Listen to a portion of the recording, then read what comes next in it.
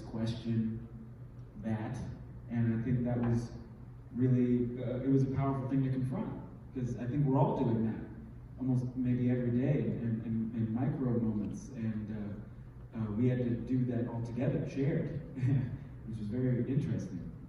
Yeah, I'd say the sexism is the biggest thing that's hard to deal with, in terms of not only from that period of time, but also the milieu that the play is set in.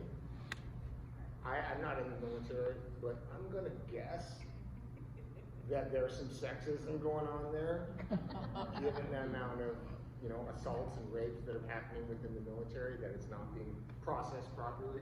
But I'd say that that's one of the harder aspects of this show. Is like, I mean, I have to say a line like that. It's like, and you're a woman. That's a punchline. Yeah, I think what's astounding is that we're still dealing with these themes. I mean, it's how many years later, 30 years later, and we're still dealing with it. It may be masked in other conversations or be called something different, but as women, we're still fighting for our roles in society. I mean, it sounds bizarre, but race and women, they're all very relevant issues. I mean, you look at some of our leaders that we've had, and saying the word blowjob in that arena is not that far off from what we've experienced in our lifetime. So, or recent.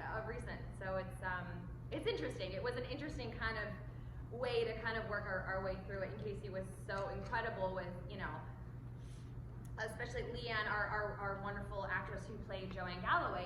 That's a tough moment for her to sit there and have that line kind of shouted, spoken to her in that manner, in that tone. I mean, you're dealing with so many different layers, and I know that was hard for her, and it was incredible to have such a wonderful leader to kind of guide us through that moment. And it did become a collective conversation, because we're all in this thing together. And if we have removed that line, then we're not pushing the boundaries.